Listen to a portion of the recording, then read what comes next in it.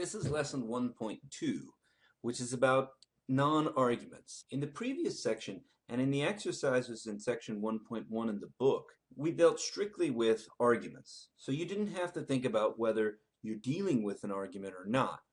But not everything is an argument. Some passages don't try to convince you that something is true or offer any reason to believe anything. And sometimes passages that don't contain arguments can resemble arguments that do. So we want to be on the lookout for that kind of thing. And the first thing I want to say is that there's a minimum number of statements in order to have an argument. What's the minimum number of statements that an argument has to have? It's 2. An argument has to have a conclusion, and then there has to be at least one premise offered as a reason to believe the conclusion. There could be 3 or 5 or 100, but there has to be at least one. So you have to have 2 statements in order to have an argument, and one statement cannot be an argument. There's a type of statement, though, that can sometimes be mistaken for an argument, or sometimes seems like an argument. And maybe the most important is the conditional statement, what we'll call a conditional statement. It's difficult to define what a conditional statement is without just going in a circle and saying it's a statement that it states a condition. But maybe a quintessential way of putting a conditional statement is to use the word if, possibly in combination with the word then. So we could have a statement like this: if you don't study, then you will fail the class. So I've said that a conditional statement can't be an argument because it's just one statement.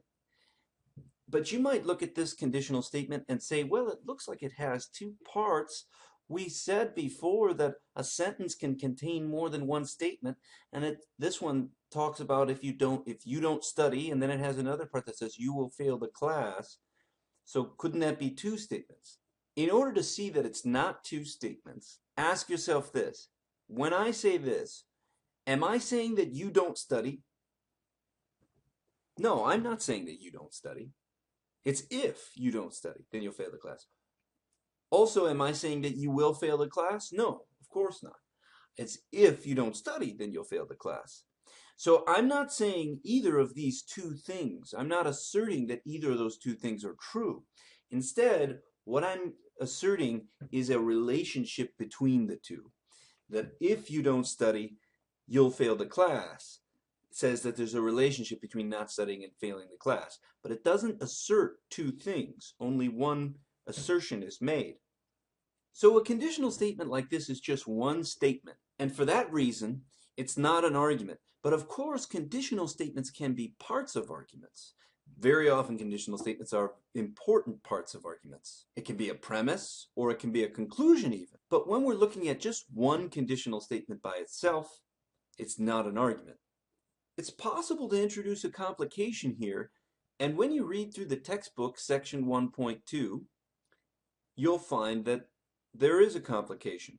It says that sometimes when a conditional statement is made, what the person really means is that both of those parts are true.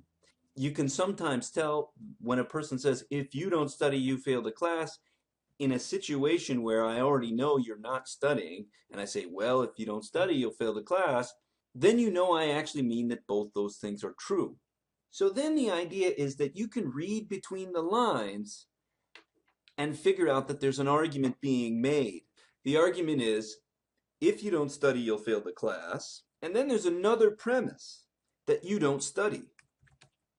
And the conclusion of the argument is that you'll fail the class. So what we've done here is we read between the lines and we constructed an argument based on what the person said, and we think we know what they really mean. So this introduces a complication.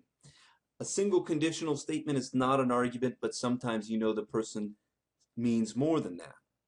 And what I'm going to say about this complication is just get rid of it. Despite what it says in the textbook, I don't want to start reading between the lines and interpreting a person as making more statements than they really are at this point in the class. So let's simplify things and just say if you have a single statement, even if it's a conditional statement, let's not read anything more into it than just that it's a conditional statement. And so it can't be an argument because it's just one statement.